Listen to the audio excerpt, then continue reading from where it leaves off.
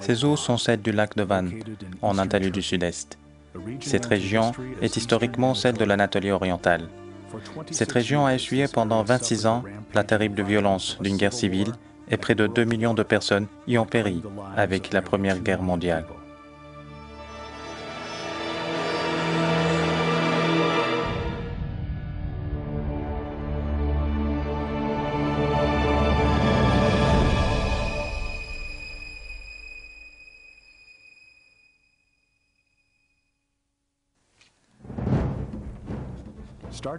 Les anciennes sociétés turques ont commencé à quitter les plaines d'Asie centrale à partir du XIe siècle et à avancer vers l'Occident. Elles ont vaincu les Iraniens et Byzantins sur leur chemin et conquis les terres s'étendant des déserts arabes jusqu'au Danube. On les appelle les Ottomans, ces peuples dont l'empire qu'ils ont fondé a pu vivre pendant plus de 600 ans. L'Empire ottoman a élargi son territoire jusqu'à l'Iran, l'Arabie saoudite, l'Afrique du Nord et l'Europe du Sud, dont l'administration était gérée par les sultans, à Istanbul, qui est une grande ville, mais également une forteresse stratégique, mais que les Européens appelaient le Proche-Orient. Quoique la majeure composante de la société soit musulmane, l'État ottoman avait totalement garanti la liberté religieuse des minorités chrétiennes et juives. Ces minorités étaient connues comme des nations souvent dirigées par leurs leaders spirituels. Les chrétiens et juifs ont vécu durant des siècles avec leurs voisins musulmans. Les églises et synagogues étaient également au service des citoyens dans les bourgs et villes de l'Empire, tout comme les mosquées. Au cours des années 1800, les pays d'Europe ont multiplié leur pression sur Istanbul et commencé à occuper les terres ottomanes. Suite aux pressions de ces superpuissances, les sultans firent une série de concessions politiques et économiques. Les États européens pouvaient même instrumenter des certificats protecteurs privant le peuple ottoman de jouir des lois ottomanes. Une vague de nationalisme prit l'Europe au XIXe siècle, affaiblissant ainsi l'Empire ottoman. Une série de guerres d'indépendance ont éclaté ensuite en Europe du Sud sous le mandat des superpuissances. D'abord la Grèce, puis la Serbie, la Roumanie, la Bulgarie et le Monténégro se sont séparés. À l'aube du XXe siècle, l'Empire ottoman avait perdu ses terres en Europe et en Afrique du Nord. Sous l'impact des envies impérialistes, l'Angleterre, la France et la Russie tracèrent la ligne de la séparation entre les administrateurs musulmans de l'Empire ottoman et les communautés chrétiennes. Les Arméniens, alliés utiles et chrétiens, étaient au centre des regards attentifs des Occidentaux. Dans les temps anciens, les Arméniens avaient fondé le royaume en Anatolie. Durant les 2 millénaires écoulés, ils se sont éparpillés en Anatolie et au Caucase. Les Arméniens ont beaucoup contribué à la culture et société de l'Empire ottoman comme une minorité remarquable. Il est insensé de voir les Arméniens comme une minorité oppressée dans l'Empire ottoman. En réalité, ils entretenaient de très bonnes relations. Il y en a d'entre eux qui ont même été ambassadeurs et ministres des Affaires étrangères. Certains d'entre eux géraient même des banques. Les Arméniens composaient la nation et la communauté chrétienne la plus fidèle. Ils étaient membres d'une race réputée. Ils étaient même détestés par les chrétiens orthodoxes car ils étaient très proches des Ottomans. Le plus grand ennemi de l'Empire était la Russie, car 3 guerres ont été faites contre elle durant les années 1800 et elle avait occupé ces terres, tuant également la population musulmane. L'accord de Berlin, conclu le 13 juillet 1878, a assuré la paix entre la Russie et les Ottomans. Cet accord avait, pour la première fois, fait référence aux craintes des Européens vis-à-vis des Arméniens chrétiens. C'est à partir de cette date que le sujet arménien est devenu une cause particulière de la Russie, la France et l'Angleterre. Avec la mise en place des écoles et hôpitaux dans l'ensemble de l'Empire par les centaines de missionnaires venus d'Europe et d'Amérique, leur conviction pour la liberté religieuse des Ottomans a commencé à fonctionner à leur encontre. Dès lors, ils s'étaient concentrés sur les Arméniens. Les missionnaires avaient également apporté avec eux des idées magnifiques comme la science, l'hygiène et l'organisation sociale. Mais en même temps, ils ont contribué à l'effondrement de l'Empire. Ils avaient aidé les groupes religieux à perdre leur fidélité au gouvernement central ottoman. De nombreux Arméniens avaient quitté l'Empire pour aller dans des écoles en Europe et en Russie. Ces Arméniens étaient emportés par les flammes de la philosophie « La fin couronne l'œuvre » de la révolution socialiste. En 1887, les Arméniens dans les pays étrangers ont fondé le parti Hendchak à Genève, en Suisse. 3 ans plus tard, le parti Dashnak fut fondé. Les deux partis croyaient que tous les Arméniens devaient lutter contre l'Empire ottoman afin qu'un État arménien puisse être fondé avec une révolution. Il existait en effet dans les années 1890 des organisations terroristes arméniennes telles que le Hendchak et le Dashnak. Comme selon les critères des États-Unis qui qualifient Al-Qaïda d'organisation terroriste, ces organisations œuvraient également comme des organisations terroristes, lançaient des complots et faisaient des incursions dans divers endroits. Les leaders des partis Hendchak et Dashnak avançaient qu'ils lanceraient une campagne de terreur contre les Turcs et Kurdes en Anatolie orientale. Voici ce qu'avait dit l'ambassadeur britannique à Istanbul. L'objectif des révolutionnaires arméniens est de créer une anarchie et de susciter la réaction de l'Empire ottoman afin d'assurer l'intervention des forces étrangères. Les révolutionnaires arméniens, emportés par le marxisme et le nationalisme, avaient déclaré la guerre contre l'Empire ottoman.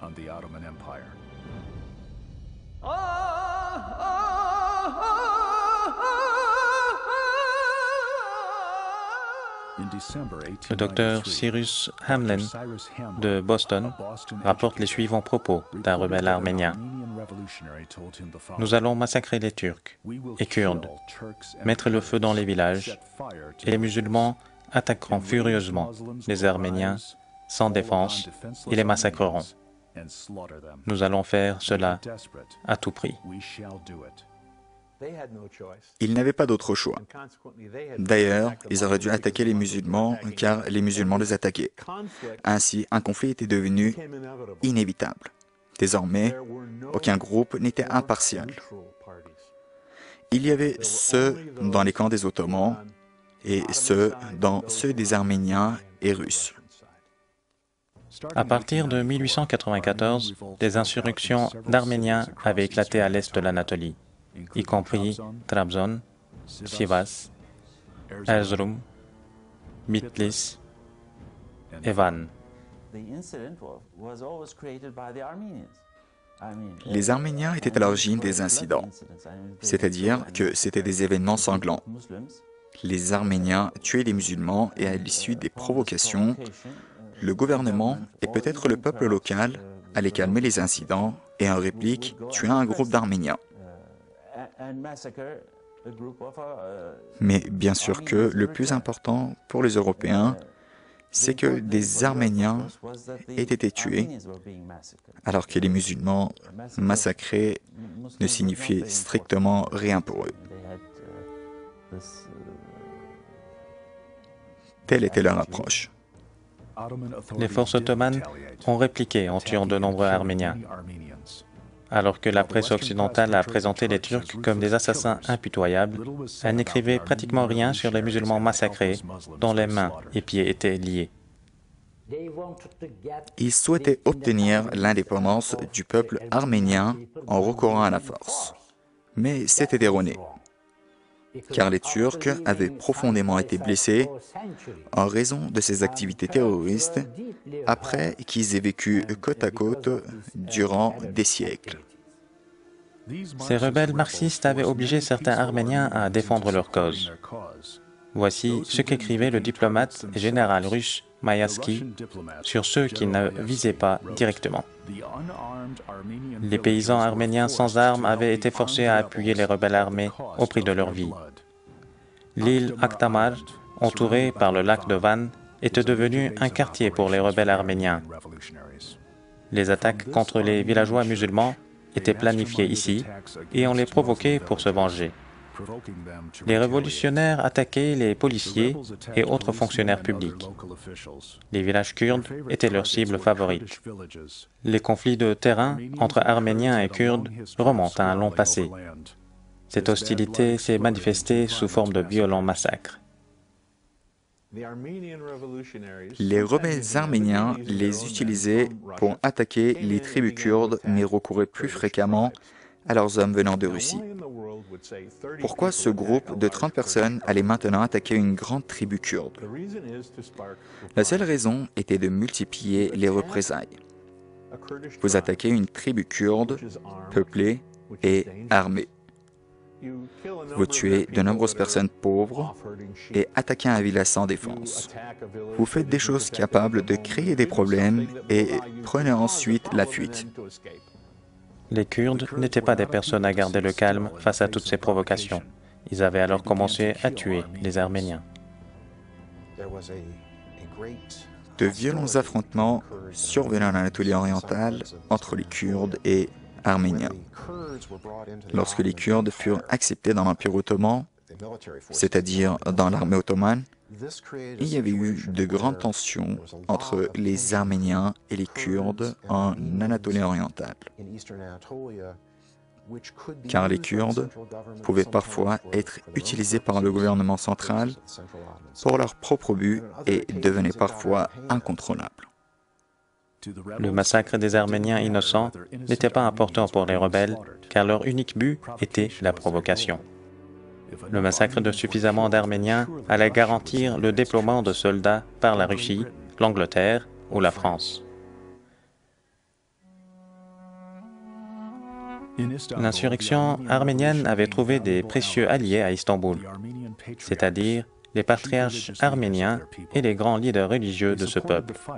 Ils ont appuyé la guerre pour la création d'un État arménien, car ils avaient de grands bénéfices. Et le patriarche a continué. Si vous essayez de créer une sorte de bataillon national, cela entraînera l'effrayante réaction des Turcs. C'est pourquoi vous ne devrez pas faire cela. Restez en attente, car personne ne viendra vous protéger, et tout particulièrement les Russes, car ils ne nous aiment pas. Vous savez quelle a été la réponse des nationalistes au patriarche? Ils l'ont tué. Lorsque les Arméniens portaient la guerre vers Istanbul, la philosophie qui disait « la fin couronne l'œuvre » continuait. Le 24 août 1896, un groupe de révolutionnaires arméniens ont occupé la Banque ottomane, symbole du capital de l'Empire. Cet incident a entraîné une révolte dans la ville. Les actes de violence ont donné la mort à pratiquement 400 musulmans et 1700 Arméniens. Suite aux pressions d'Europe, le sultan a pardonné les rebelles arméniens, leur assurant un chemin sécurisé pour quitter le pays. Le sultan Abdülhamid II, au trône depuis 20 ans, était très fâché contre les rebelles et leurs activités terroristes. Il craignait également l'intervention des superpuissances, ordonnant à ses armées de contrôler la révolution. L'armée ottomane, dont les troupes kurdes appelées Hamidia, ont lancé une attaque impitoyable contre les communautés arméniennes. Certes, ces troupes ciblaient les rebelles arméniens, mais la plupart n'étaient pas des rebelles. Des milliers d'Arméniens furent tués en Anatolie orientale entre les années 1895 et 1897. Ces massacres étaient en effet des avertissements contre les Arméniens afin qu'ils ne se réorganisent plus et, selon ceci, ils ne devraient plus réessayer le même chemin, ne plus s'opposer à l'État ottoman et renoncer aux demandes de réforme, car on redoutait que ces demandes se transforment plus tard en une demande d'autonomie et d'indépendance. En réalité, le plan du parti Enchak envisageait l'indépendance d'une partie des Arméniens. Malgré cela, les rebelles arméniens, comme par exemple le général Antranik, continuaient à faire la guerre. Ces troupes ont poursuivi leurs attaques entre 1901 et 1904, massacrant des milliers de musulmans innocents. Les rebelles arméniens, qui étaient appelés des guerriers d'indépendance par la presse occidentale, ont continué leur lutte contre l'État ottoman. Lors de cette lutte, des missions chrétiennes servaient de centre de militants. Ces écoles de missionnaires avaient commencé à servir de citadelle pour les Arméniens. Ils pouvaient, dans ces écoles, cacher les armes et munitions et recevaient des ordres des leaders du comité de la Révolution par l'entremise de ces écoles.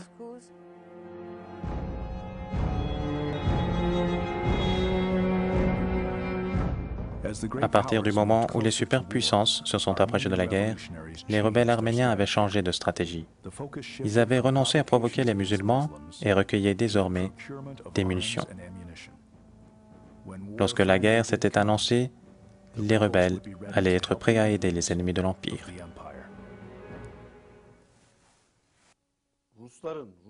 Nous avons plusieurs documents et informations sur le rôle des Russes, c'est-à-dire de la Russie, de la France et de l'Angleterre, sur la révolution arménienne.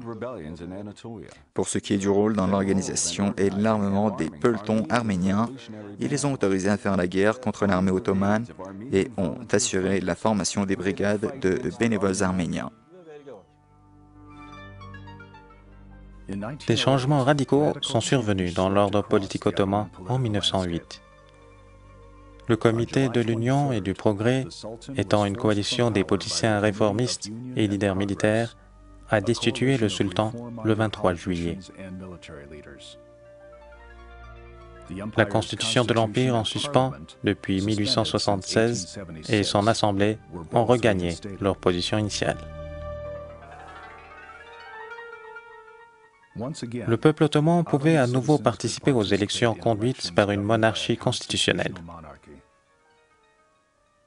L'Assemblée a divulgué les lois pour des réformes politiques, sociales et économiques. Même le parti d'Ashnak était d'accord pour coopérer avec ce nouveau gouvernement. Peut-être que l'autonomie politique pouvait être obtenue sans recourir à la terreur. Mais lorsque les guerres balkaniques ont éclaté en octobre 1912, les mouvements réformistes ont été omis. La Grèce, la Serbie et la Bulgarie ont lancé une offensive contre l'Empire ottoman, occupant ces terres en Europe. Des milliers de musulmans ont soit été massacrés, soit chassés de l'Europe du Sud lorsque les armées balkaniques avançaient. Une grande armée de réfugiés a afflué vers l'Empire, fuyant la scène de la guerre. Comme un terrible début de la Première Guerre mondiale, les Balkans ont été divisés au terme de cette offensive, la famine et le massacre.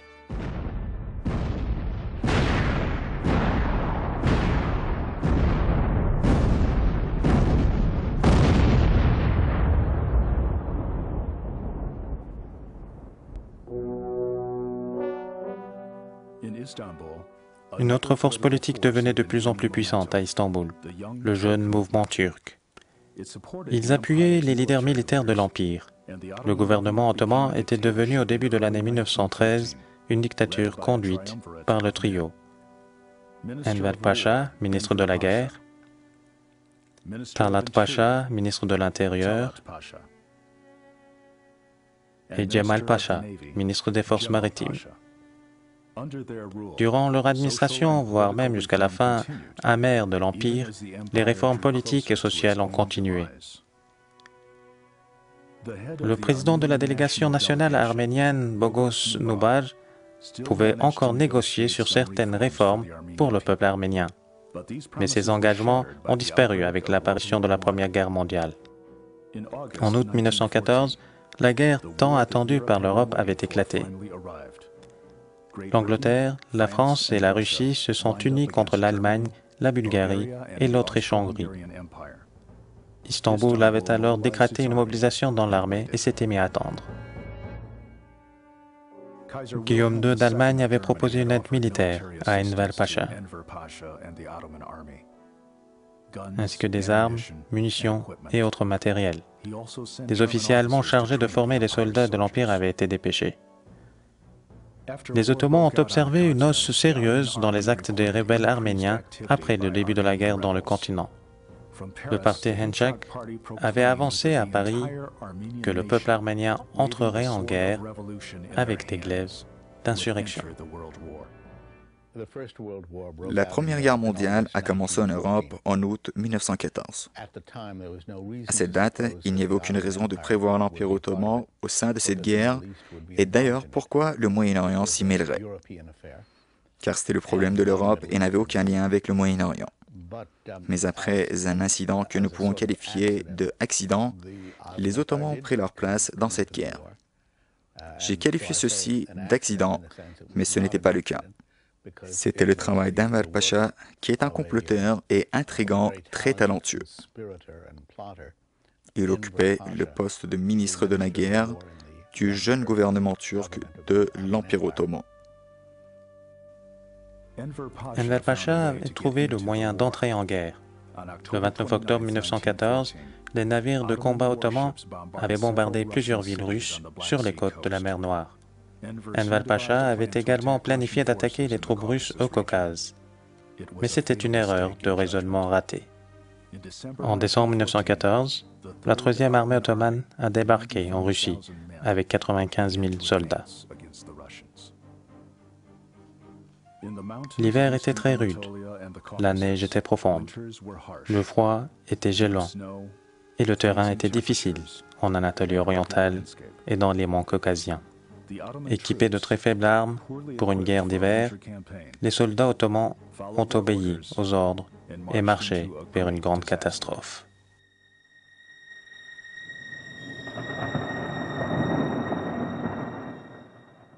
Les soldats ottomans ont lutté dans une grande guerre à Sarkamush, un coin isolé de l'Empire. La 3e armée tenta de bloquer l'ennemi, mais les Russes s'opposèrent avec une contre-attaque. Ce débarquement était une catastrophe absolue pour les armées ottomanes. En janvier 1915, seulement 18 000 soldats, contre 95 000 au départ, n'avaient pu retourner à Erzurum. Ces nationalistes arméniens pouvaient voir à Van les soldats de retour comme des épouvantails avec des uniformes déchirés et leurs bras comme des branches qui composaient une armée d'ombre. Comme vous le savez, les Arméniens devraient y avoir bien songé pour se lancer immédiatement car les Turcs étaient épuisés. Mais la chose la plus extraordinaire qui a également attiré l'attention des observateurs de pays balkaniques concernés est cela. Les Turcs n'étaient pas épuisés. Ils affichaient leur meilleure forme lorsqu'ils étaient mis au pied du mur. D'ailleurs, les Anglais l'avaient également appris lors de leur débarquement à Gallipoli, car ils pensaient que ce serait une simple affaire. Ils prévoyaient d'arriver à Istanbul en une demi-heure.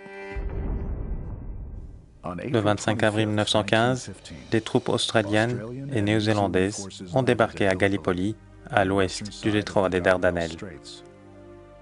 Ils espéraient s'emparer d'Istanbul et de l'Empire ottoman au terme de la guerre. Les Alliés avaient sous-estimé la formation et les équipements militaires attribués sous le contrôle du général Liman von Sanders. De plus, ils avaient négligé la défense de Gallipoli assurée par le colonel Mustafa Kemal. Les envahisseurs ont continué une guerre perdue pendant un an pour obtenir les terres où ils posaient leurs pieds et parvenir à atteindre Istanbul. Plus de 250 000 soldats des Alliés ont perdu la vie, soit lors de la guerre, soit à cause des blessures ou encore des maladies. Les Ottomans avaient également perdu un tiers de million de personnes, mais réussi à préserver leurs terres et protéger Istanbul. Les armées ottomanes avaient repoussé une attaque à l'ouest et les Russes étaient arrivés jusqu'au centre de l'Anatolie orientale avec des milliers de bénévoles arméniens.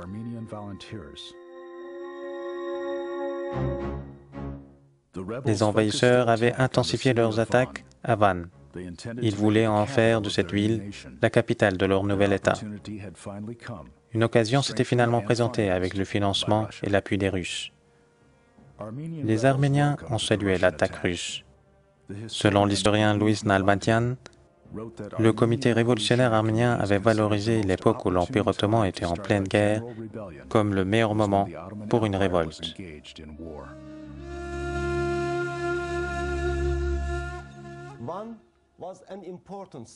Van était une importante ville et un important centre commercial pour les Arméniens.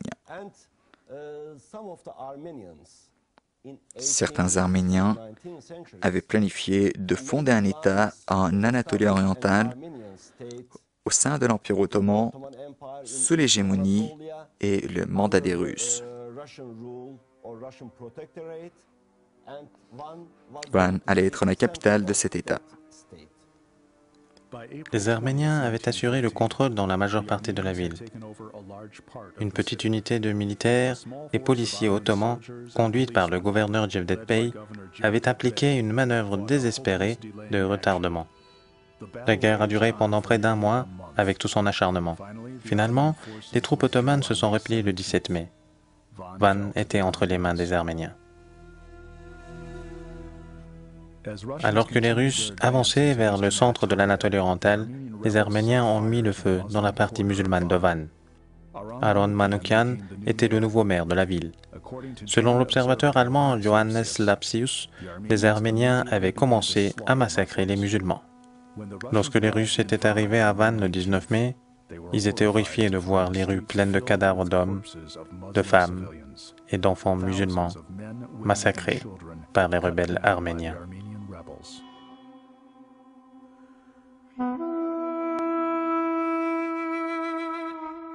Excepté deux mosquées, la partie musulmane de la ville avait été brûlée. Avec l'appui des bénévoles arméniens, les Russes ont avancé contre une résistance minime en printemps 1915. L'armée ottomane s'était retirée entièrement face aux Russes, ne pouvant plus protéger le peuple contre les attaques arméniennes. Les Arméniens locaux ont massacré les musulmans locaux. 5 brigades arméniennes s'étaient déplacées à la frontière et avaient commencé à massacrer tous les musulmans. Il y avait une amère pensée de génocide. Comme vous le savez, si vous effrayez les gens et annihilez les villages, tout le monde aura peur de tout ce qu'il y a autour et fuira. C'est cette théorie qui était à la cause de tout cela.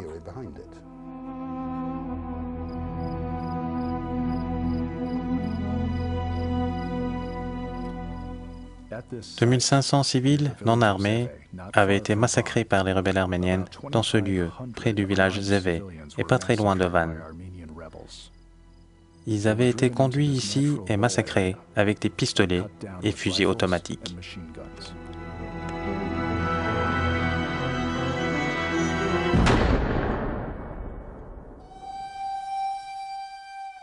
Les civils n'avaient pas pu échapper aux tirs mortels des Arméniens positionnés en hauteur.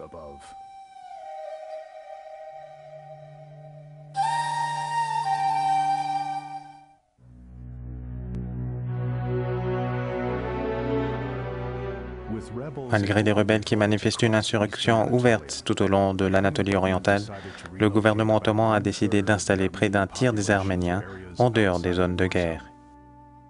Comme l'avait clairement affirmé Istanbul, cette décision avait été prise pour contrôler le mouvement insurrectionnel.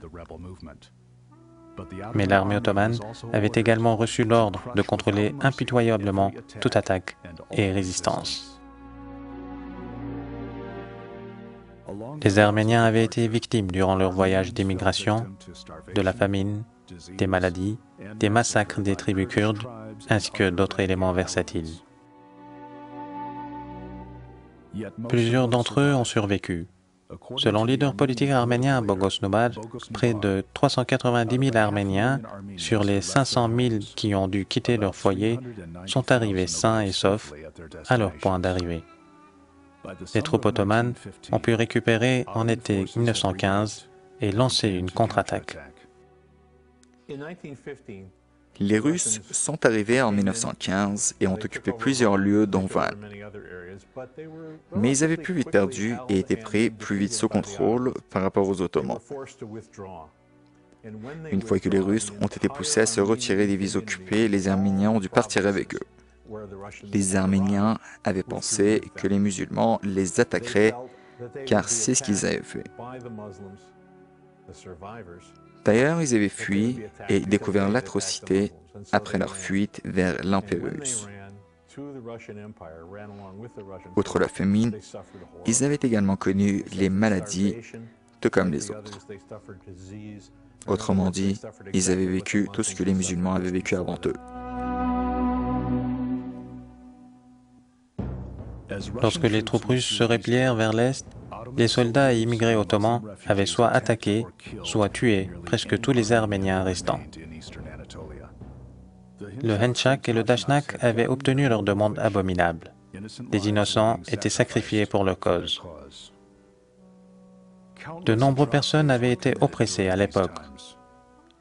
Les civils sans défense avaient seulement souhaité vivre. Pourtant, les envahisseurs étrangers et l'insurrection libertine avaient détruit leur vie. La plupart d'entre les victimes ont été tuées sans même savoir la raison. La lutte politique des rebelles arméniens était devenue un lac de sang inimaginable. Malgré tout, la plupart des musulmans et arméniens avaient été tués pour d'autres raisons. Ils n'avaient pas à manger et sont morts de la famine. Ils n'avaient pas de médicaments et sont morts suite aux maladies. De nombreux Arméniens et autres scientifiques qualifient les incidents de 1915 de génocide commis par le gouvernement ottoman. La population restante avait été déplacée et par des manières différentes. Je pense que ces exodes étaient en effet les moyens de tuer massivement les personnes sans utiliser de pistolets, fusils ou autres armes. Car ces déplacements étaient très fatigants pour les piétons puisqu'ils devaient marcher dès la première étape où ils montaient sur les ânes et chevaux. Ils avaient été déportés finalement dans des régions hostiles comme la Mésopotamie. Ils essuyaient parfois les attaques des tribus nomades, des Kurdes et d'autres groupes selon la géographie. C'était également une bonne occasion pour le pillage, car les Arméniens apportaient souvent avec eux leur argent et parfois des objets. D'ailleurs, une partie de la population a péri sur ces chemins d'exode. Mais plusieurs experts de l'histoire ottomane n'approuvent jamais que les Arméniens ont été victimes d'un génocide au cours de la Première Guerre mondiale. Il est très absurde que les Ottomans deviennent soudainement des assassins de la société après tant d'années. Les Ottomans ont uniquement réagi contre une situation politique et militaire dangereuse. Ils n'avaient jamais été des monstres sanguinaires menant à un génocide. On prétend que les Arméniens n'ont pas forcément été tués par les balles des Ottomans, mais également en raison de la famine et des maladies attrapées dans les conditions imposées. La famine et les maladies n'étaient pas des problèmes propres aux Arméniens, mais également ceux des Turcs et des Kurdes. Les décès se sont produits de manière équitable dans tous les groupes. Le 24 septembre 1915, le grand-duc Nicolas, oncle du tsar russe Nicolas II, est passé au commandant des troupes russes au Caucase. Nicolas et ses généraux se sont réunis dans leur quartier à Kaz et lancé une attaque en janvier 1916. Les soldats russes ont occupé Erzurum, Van, Bitlis, Trabzon et autres villes d'Anatolie orientale durant le printemps et l'automne de cette année.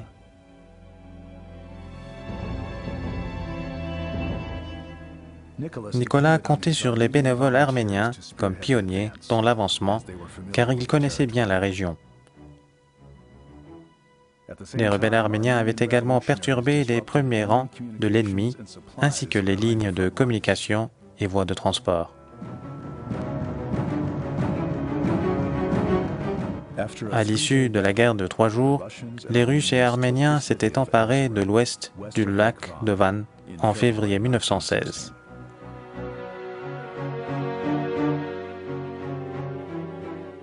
Durant les 4 mois à venir, le grand-duc Nicolas et son armée ont maintenu le contrôle dans la majeure partie de l'Anatolie orientale. Après une série de défaites, l'armée ottomane a lancé une contre-attaque en juin 1916. Elle a récupéré une partie de ses terres, mais elle a été repoussée en août par les Russes.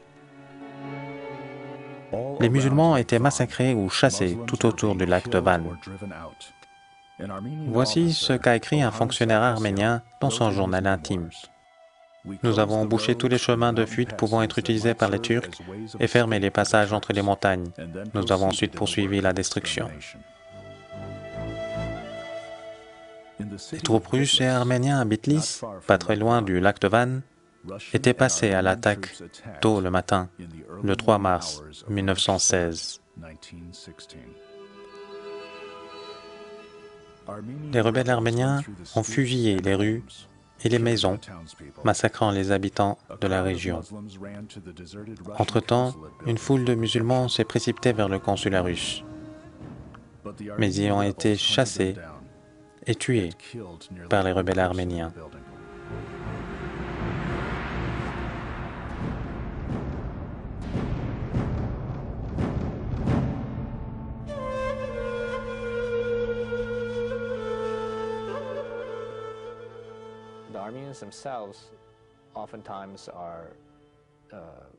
Étaient parfois accusés par les Ottomans de tuer et massacrer les musulmans.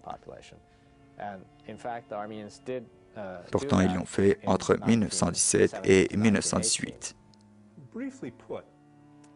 En bref, les musulmans étaient massacrés dans toutes les grandes villes, comme Terjan, Erzincan, Erzurum et dans les zones rurales de ces régions.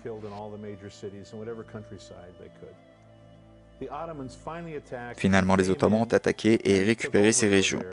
Ils ont vu qu'à leur retour, les rues étaient pleines de cadavres. Ils avaient fait en sorte de les tuer le plus facilement possible en jetant les hommes, femmes et enfants dans des puits et les empoisonnant ainsi. De plus, ils avaient massacré tout ce qu'ils avaient trouvé. Il faut également préciser que tous les Arméniens retrouvés avaient été tués par les Turcs et les villageois qui étaient revenus à leur village avaient retrouvé les cadavres de leurs proches. Mais il ne restait plus beaucoup d'Arméniens. La haine était omniprésente et personne ne se sentait en sécurité en raison de la terreur qui avait envahi la région. En automne 1917, il n'y avait aucune raison pour que les réfugiés musulmans attendent un miracle. Ces personnes étaient contrôlées par les Russes et tuées par les Arméniens. Entre-temps, une aide d'une source dont ils ignoraient était en route pour ces musulmans au pied du mur.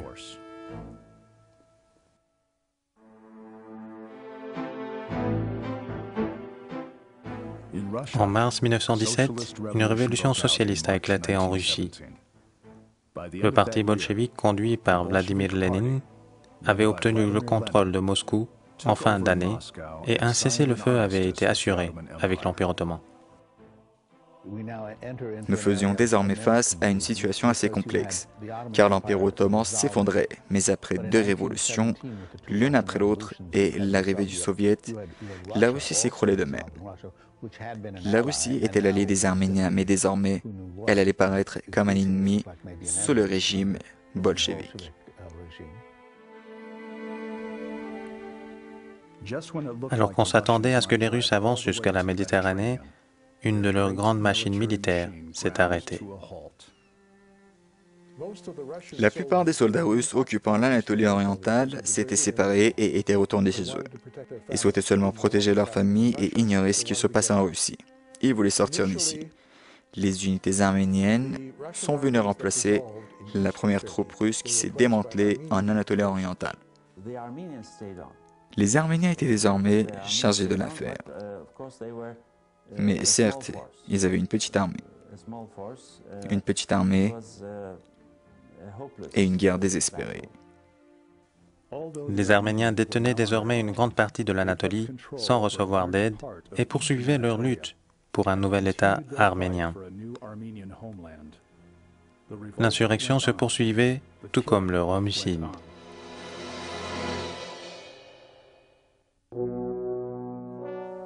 Une fois que les troupes russes étaient retournées, les unités ottomanes ont avancé et récupéré Erzurum en mars 1918.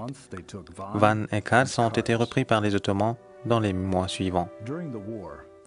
Les superpuissances avaient dépêché leur agent provocateur dans l'Empire ottoman durant la guerre.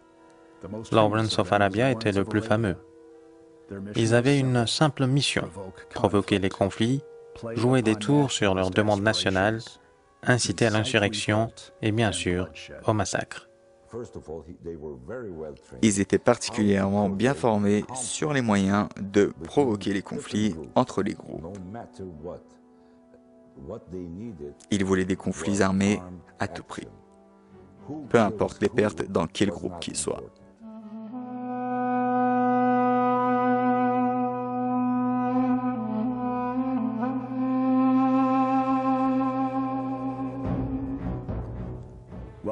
Alors que les Ottomans repoussaient les Arméniens à l'est, la guerre à l'ouest, en Palestine, Syrie et Irak, continuait en faveur des Anglais.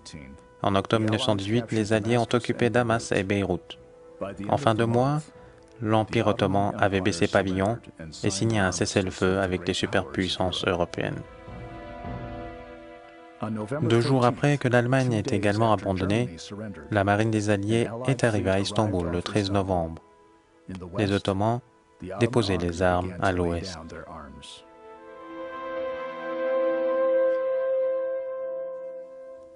L'année suivante, le leader arménien Bogos Nubar a rappelé que les Arméniens avaient fait la guerre dans leur camp.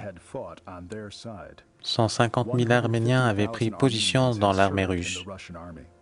Même après le cessez-le-feu, les leaders européens appuyaient la guerre des rebelles arméniens et des soldats grecs contre l'Empire ottoman.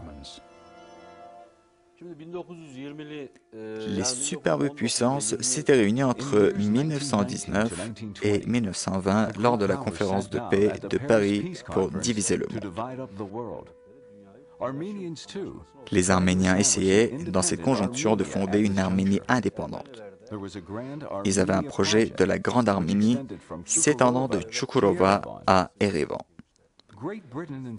L'Angleterre et la France provoquaient les Arméniens à l'est et la Grèce à l'ouest contre les Turcs afin de préserver leur système protecteur au Moyen-Orient.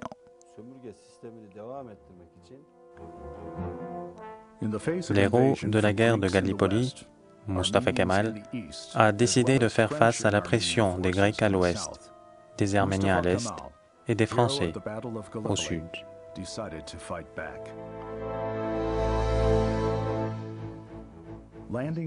Lorsque Mustafa Kemal est parti pour Samsun le 19 mai 1919, il a réuni les soldats ottomans restants et établi une nouvelle force de combat appelée Armée nationale turque. Les Turcs s'opposaient à la division de leur pays par les forces étrangères et ils étaient décidés à le protéger. Mustafa Kemal a appelé les autres leaders turcs à s'associer à lui. Dès lors, Mustafa Kemal a réuni 2 congrès, l'un à Erzurum, qui vivait de grands ennuis, où la menace du général arménien Antranik était présente. Ce dernier tuait de nombreux Turcs au nord-ouest de la Turquie. Le meurtre de plusieurs Turcs par des Arméniens était rapporté par les employés des missions américaines et anglaises dans le terrain. Mustafa Kemal a rejeté, lors du congrès de Sivas, le cessez-le-feu signé avec les superpuissances et forçant l'Empire ottoman à renoncer à la grande partie de son territoire. Cette nouvelle coalition nationale a déclaré la guerre d'indépendance contre les Grecs à l'ouest et les Arméniens à l'est.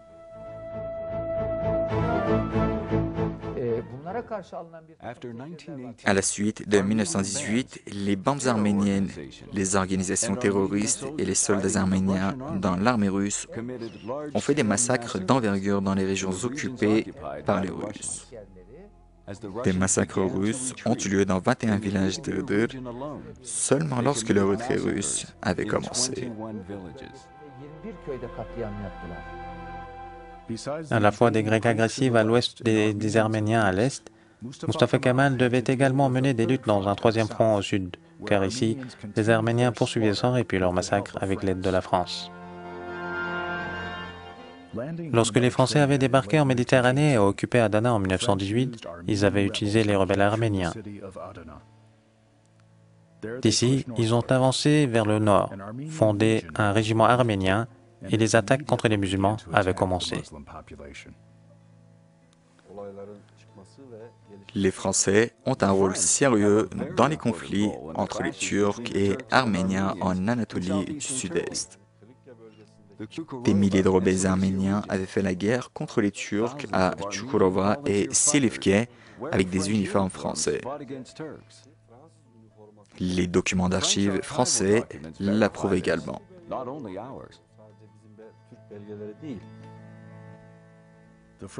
Les Français avaient promis aux Arméniens qu'ils ajouteraient Adana et la région de Silifke au grand État arménien. Mais leur plan avait échoué. L'oppression arménienne contre les musulmans était tellement grande que les Arméniens devaient être abolis.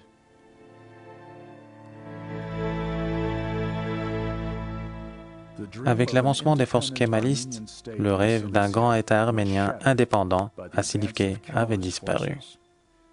Les Français et Arméniens ont dû se retirer et les Turcs étaient revenus dans la région. Un homme très puissant se dressait toujours sur le chemin dans la question arménienne.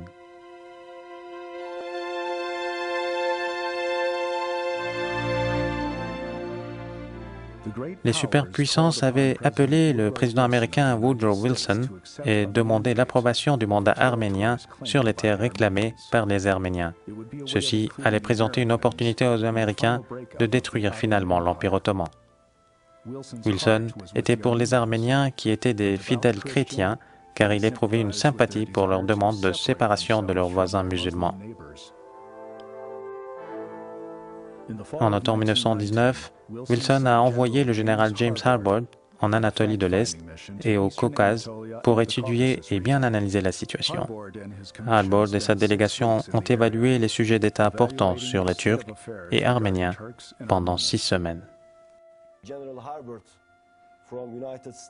Le général américain Harbord avait été nommé pour étudier et analyser la situation en Anatolie orientale.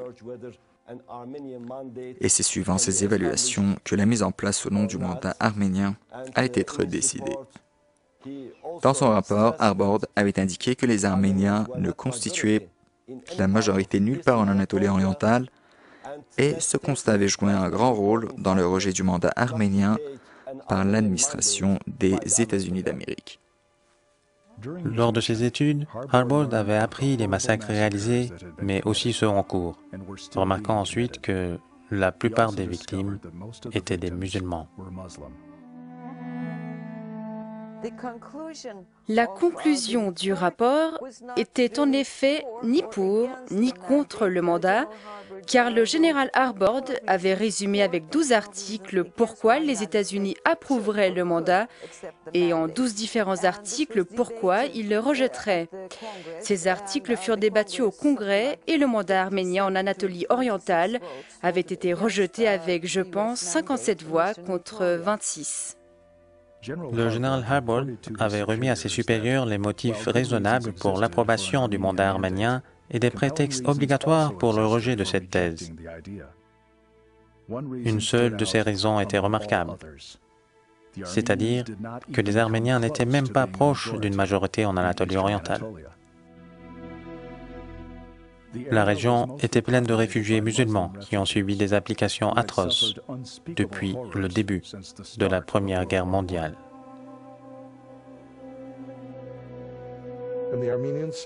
Les Arméniens avaient dépêché leurs troupes pour attaquer contre l'Anatolie orientale et l'est de la Turquie.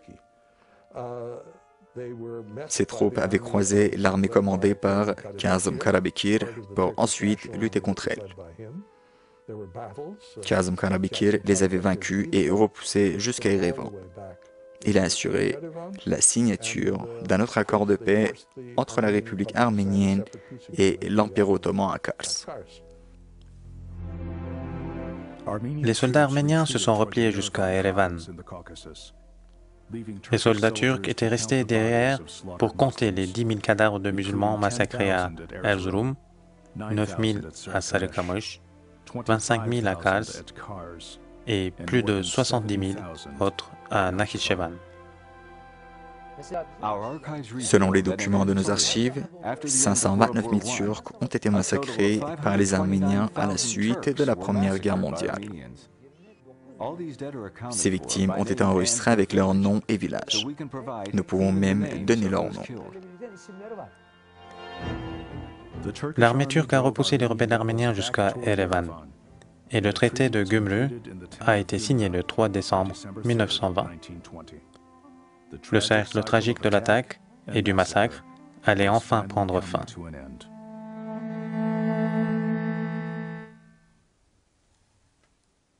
Les Arméniens avaient fondé 2 ans auparavant une république dans le Caucase, dont la capitale était Erevan, mais leur indépendance allait être de très courte durée.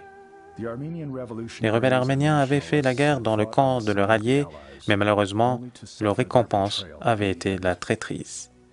Les rêves pour un État arménien s'étendant d'Adana à Erevan s'étaient soldés par une déception tragique. Il y avait toutes sortes de discordes entre les différentes puissances. Ces forces n'auraient pas voulu l'hégémonie d'autrui. Après avoir constaté que le gouvernement du sultan n'était pas pour elles, toutes ces puissances se sont entendues avec les nationalistes turcs et cela en quelque sorte les Arméniens. Excepté les Arméniens tués, ceux contrôlés par l'Empire ottoman ont finalement migré. Le moment était arrivé pour la grande migration arménienne. Cet événement ne s'est pas produit en 1915, mais en 1920, et les Arméniens, redoutant la vengeance des Turcs, ont pris la fuite après la défaite des Français au sud, et ils ont dû partir en Afrique du Sud et finalement à Marseille, peut-être au Liban et en Syrie. La vraie migration depuis la Turquie a eu lieu à ce moment.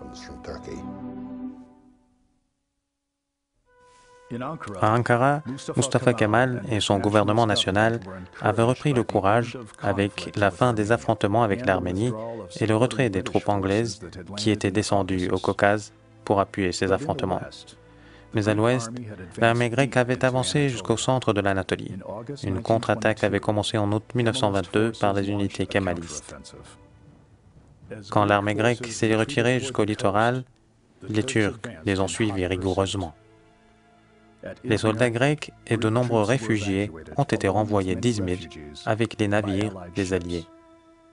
Mais un incendie avait commencé dans la ville, réduisant la moitié en cendres. En novembre 1922, les Anglais ont silencieusement remis Istanbul. Finalement, la Turquie avait surmonté l'invasion.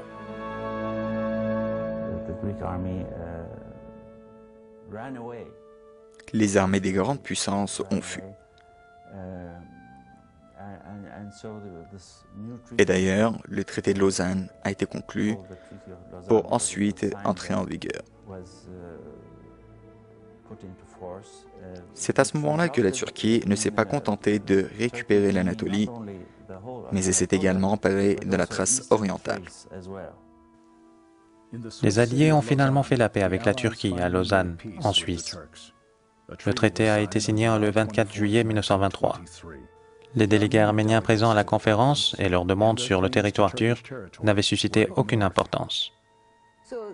D'ailleurs, tous ces États avaient supprimé de leurs agendas la question arménienne.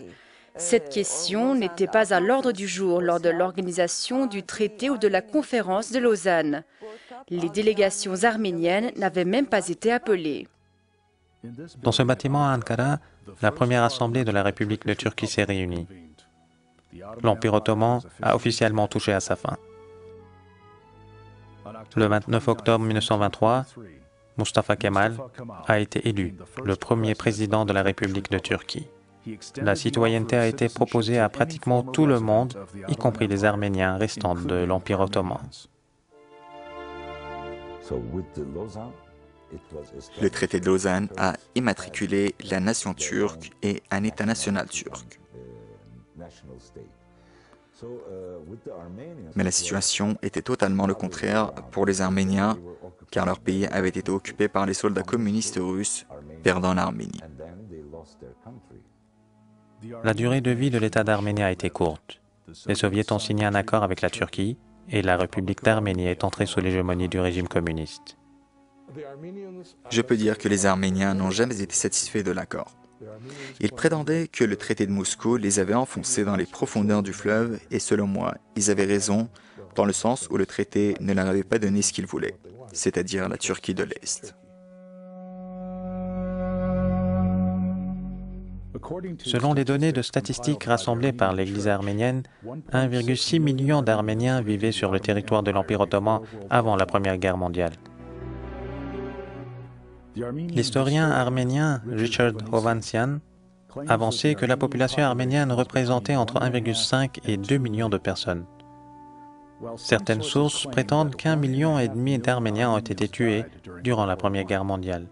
Les autres sources rapportent que les pertes dans le camp arménien varient entre 300 000 et 800 000. Mais les musulmans redoutaient une situation plus tragique et amère, craignant une perte de plus d'1 million de personnes.